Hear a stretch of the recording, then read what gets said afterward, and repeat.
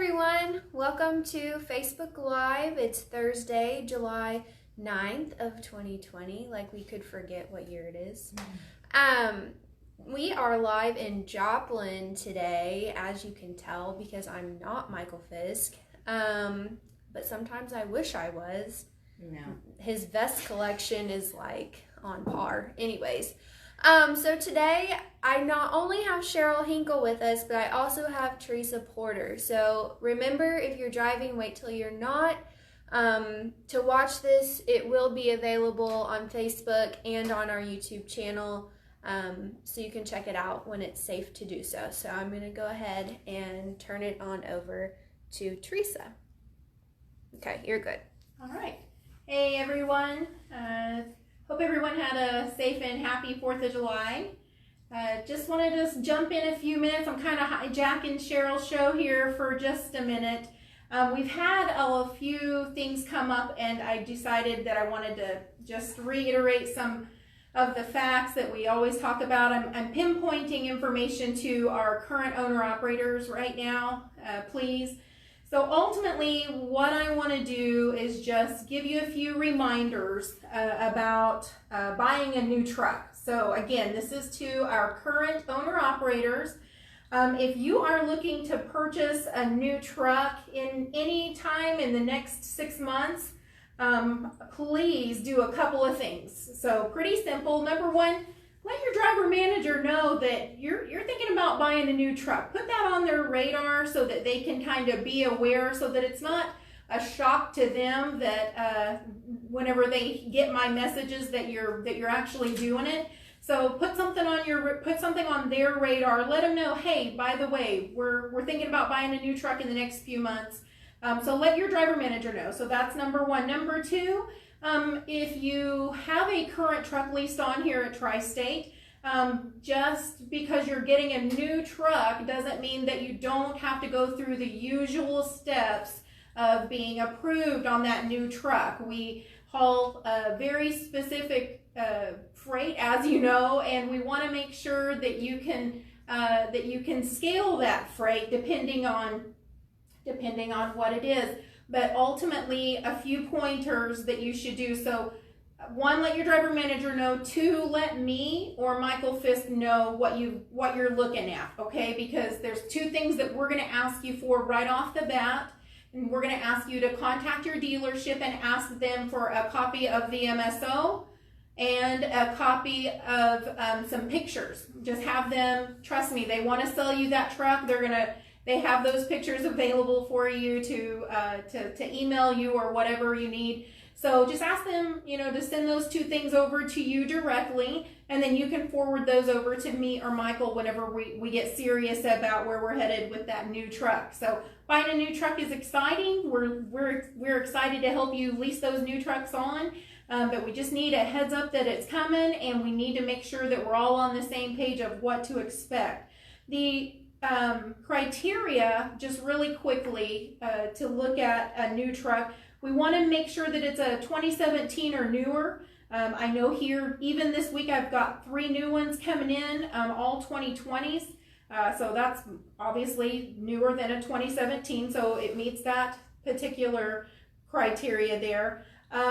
We want to make sure, obviously, that they're California legal. The dry factory weight is 19,000 pounds or less, okay? And then the other thing that we prefer is that front end collision avoidance system. So if you have any questions about any of the things that I've gone over, please feel free to shoot me an email, teresa.porter@roadmastergroup.com, and I'll be more than happy to answer those questions for you. So again, 2 things. Let your driver manager know that it's on your radar, and number 2, get me or Michael Fisk involved right away, and we'll walk you through those steps.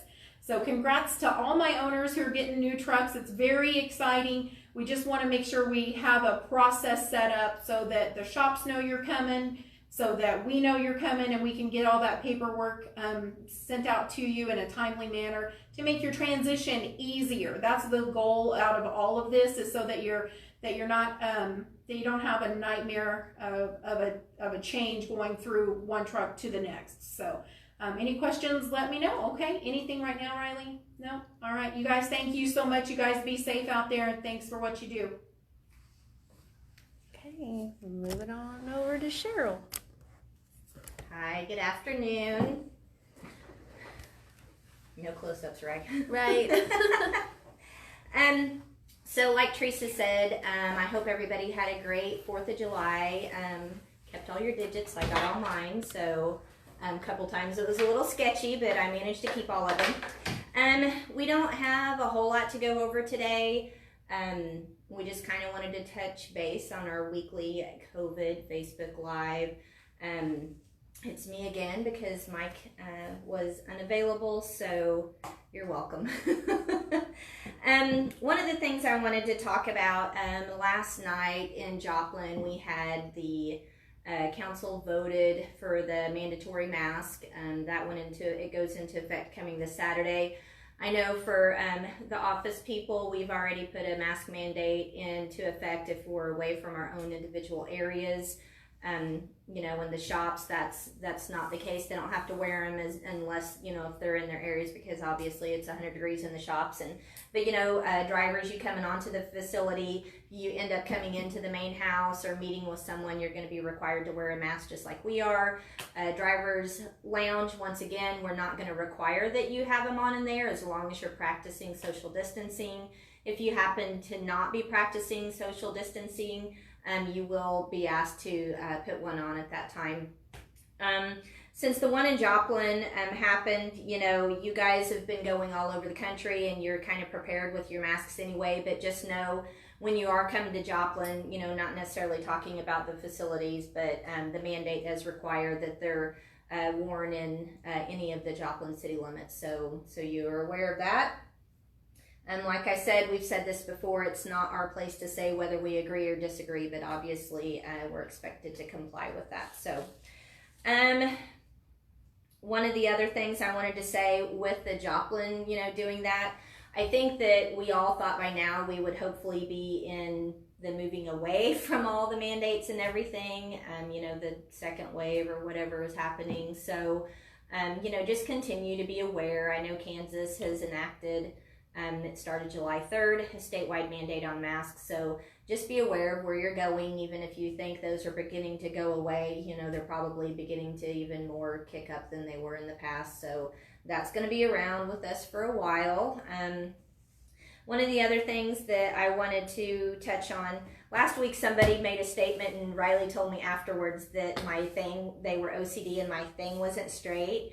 I'm just letting you know, like, I don't know, I must be half bubble off plumb because I have to have it sideways to read it. So whoever was OCD and commented, if you're on this time, I'm sorry, but it's got to be sideways.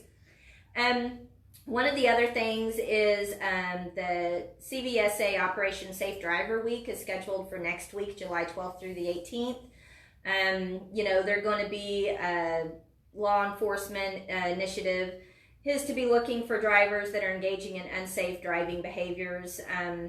One of the things that they have picked for this year is speeding. Part of the reason behind that is with the COVID going on and there being less traffic, you would think that statistically, you know, speeding and accidents and stuff like that would go down because of the less traffic on the roadways. That's not proving to be the point. It's actually on the increase. So they have picked one of their areas of focus to be speeding. So make sure that you're, you know, we always want you to not be speeding. We always want you to be safe, but you know, they are going to be really focused on that next week. In addition to speeding, some of the other examples of bad driving behavior is distracted driving, failure to use your seatbelt, if you're following too close, improper lane change, reckless or aggressive driving, failure to obey traffic control devices, and evidence of drunk or drug driving. I was getting ready to say some of those, maybe talking about someone in particular that's giving this speech other than the last one. That doesn't happen with me, but you know, you get out there and you think there's nobody on the road, and so you're kind of lax. Instead of, you know, when you're in traffic, you're really focused most of the time. You're paying attention because, you know, there's so much traffic and you're afraid you're going to have an accident.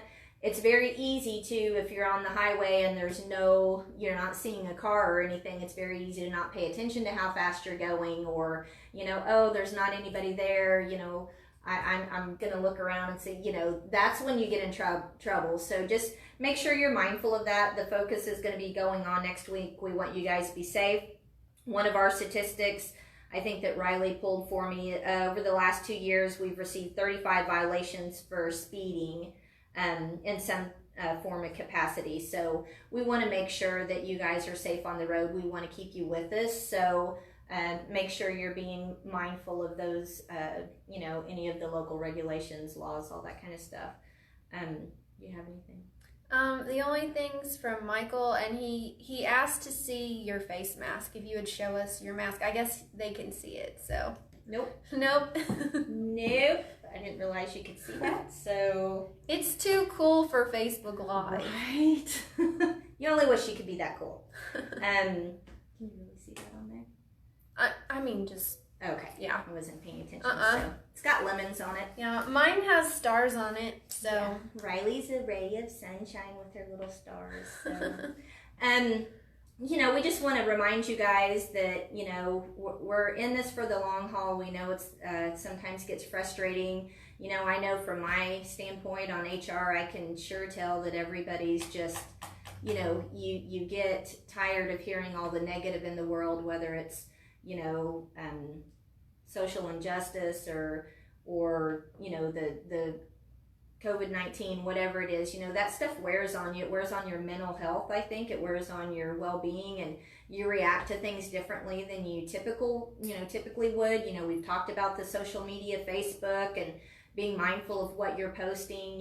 It's just sometimes depressing, and every single post you see is political or something. It's try to be a little bit of a ray of sunshine in someone's life. And I always tell somebody, sometimes you can smile at someone and that's maybe the only thing that got them through that day. So let's just try to focus on the positive. And once again, my team's always here. If you guys need anybody to talk to or vent, we're always here to help with that. So any questions before I wrap up? Nope. Okay, so continue to be safe out there. Let us know if we can help. We appreciate you guys so much. Appreciate everything that you do. Be safe and stay happy. Thanks.